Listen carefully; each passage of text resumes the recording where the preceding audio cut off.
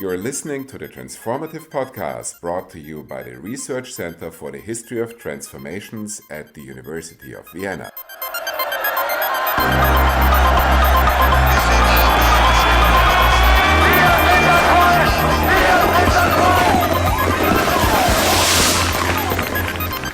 Welcome to today's episode of the Transformative Podcast. My name is Lukas Becht. I'm a PhD student and project coordinator at RECET. We will take a look at historical transformations from a different angle today.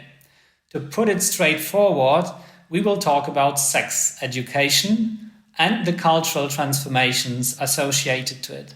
I am extremely glad Agnieszka Kościańska is joining us for this conversation. She is Associate Professor at the Department of Ethnology and Cultural Anthropology at the University of Warsaw and currently Leverhulme Visiting Professor at the School of Global and Area Studies at Oxford University. Two of her more recent books have just been published in English this year. The book we are mostly going to talk about today is To See a Moose, The History of Polish Sex Education. Agnieszka, it's an honor to have you on the podcast. Welcome.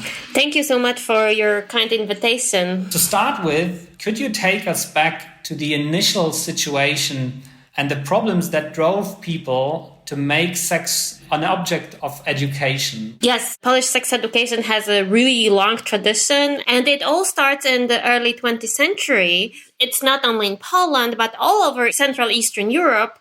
There are a lot of discussions around sexuality and gender, and this is the very moment when also in cities like Warsaw and Krakow, sexuality becomes the subject of conversation and also the subject people feel children should be educated about. So if you look at the social settings for these conversations, there is double standard when it comes to gender. So there are different requirements towards boys and different towards girls. And especially when it comes to upper classes of the societies where boys are given way more freedom and girls are expected to wait until they get married, and they just really don't know anything about what will happen when they finally get married. So if girls cannot have sex before being married, then boys have to find some other girls to have sex with, and these other girls are usually women from lower social strata,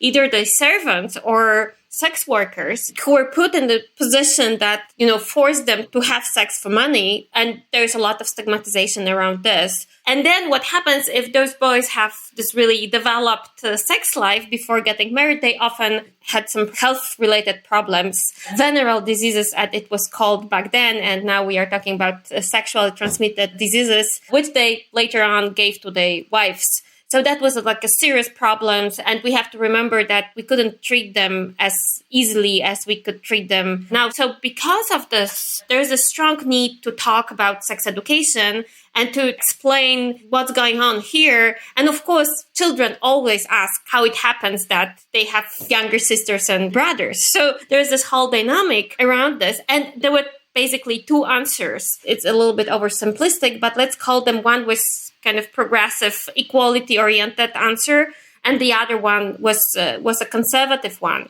So the conservative one would say, well, venereal diseases are because of prostitutes, and we should just ban prostitution and keep our boys safe. And then there was also this more progressive answer to that, saying, well, perhaps we should end patriarchy, we should end sexism and gender inequality. That would lead to, more open discussion about sex and more equality-based sexual relations between men and women.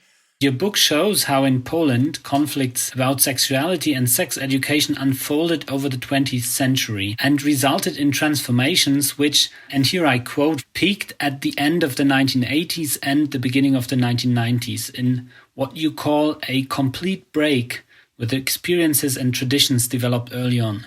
What happened actually? What was this transformation about? Well, so this very early traditions of the early 20th century, they gradually developed first in the interwar period and then under socialism. There are strong personal and ideological or educational links between, you can really track genealogies of Polish Planned Parenthood back to interwar period and so on. So those traditions, they developed under socialism. And of course, I don't want to present them as ideal. They often were quite progressive on some level, but on the other, they didn't speak so openly about sexuality or quite traditional when it comes to gender relations. But in the 1980s, Poland got this really good sex education handbook, which treated sexuality seriously, which treated young people seriously, and gave them a lot of really practical knowledge, including sexual positions, really extended knowledge on contraception, and also a clear message about gender equality and the sexual rights of so-called back then sexual minorities. So it stated clearly that homosexuality is not an illness. This handbook appeared in school in 1987, but then it disappeared from schools 2 months later. So it appeared in September and it was removed by November because it was too progressive and too open about sexuality. And there was a huge pressure of the Catholic Church. We are still under socialism. And then the Catholic Church makes it way to push the handbook out of schools. I argue in the book that this handbook from 87 was the biggest achievement of Polish local traditions of progressive sex education. And it was pushed back already before the end of socialism and then replaced in the 1990s by handbooks and ideas about sex education that were pushed by the same people who were responsible for removing the handbook from schools already under socialism. What you just told me defies the common notion of a clear cut between a society under authoritarian rule followed by a linear transformation that brings progress in every regard and leads to a liberal, open, democratic society in which former taboos are lifted. From the story of your book, we can learn that the realities in Poland after 1989 are much more complicated. You did not say much about improvements, though. So I wonder if there were any positive effects of these developments in the 1980s and 1990s with regard to the situation of sex education in Poland today. Yes, you are totally right that we tend to think about post-socialist transformation as openness to liberal ideas. And to some extent it is. So we have the development of feminism, of LGBTQ movements and so on. So there are a lot of really interesting and useful policies coming to Poland from, let's say, the West, just to simplify it. And of course, they affect sex education. So the Polish Planned Parenthood, youth sex education, peer sex education center, Ponton. So there's a lot of going on, and there's a lot of sex education run by either feminist or LGBTQ organizations. And this is going on, and there's a lot of discussions around these things. But at the same time, there are conservative ideas that were forged earlier, and they are being supported by transnational conservative links and transnational conservative flows of ideas. And then sex education in schools gradually becomes really conservative based on exclusively conservative Catholic thinking of sexuality, when sex is only seen as something that can happen in marriage for procreation. And of course, this is not what's going on in real life. So young people, they just want to know these things and they want to make their own decisions. And on top of this, we, and young people especially, nowadays have to navigate in a world of various, often problematic forms of knowledge about sex. In this context, language and speech seem crucial. Your book's title actually refers to that issue of how people talk and how they do not talk about sex. This, I imagine, must be somewhat special to deal with as a researcher.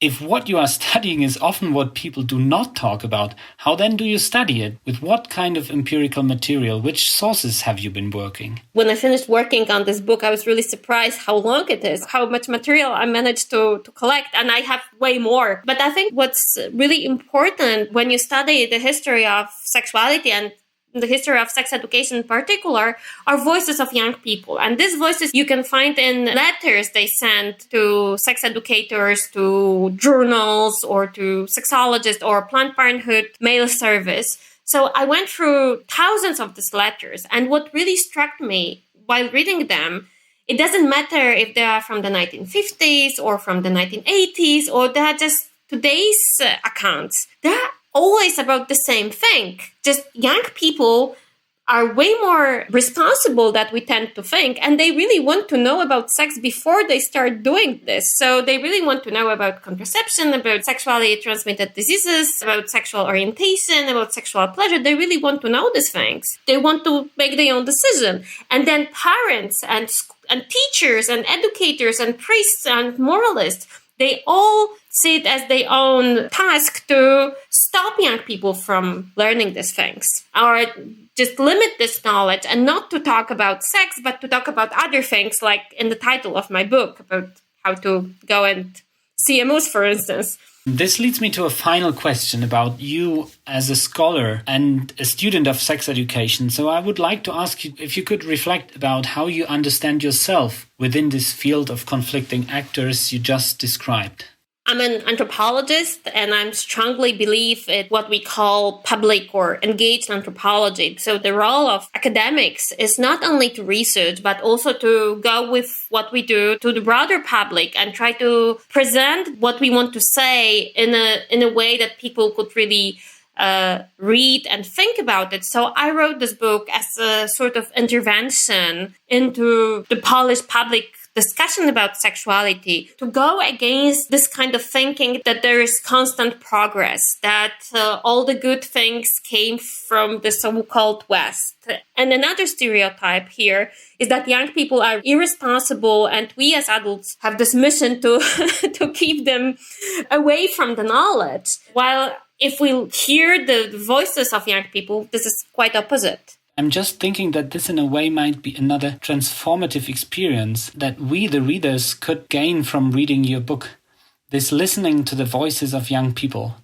Agnieszka, thank you very much for this conversation. I hope that our listeners learned as much as I did about the somewhat special, unexpected transformations of sex education in Poland in the 20th century. You have been listening to the Transformative Podcast produced by RECET in Vienna. Wir sind das Volk! Wir sind das Volk!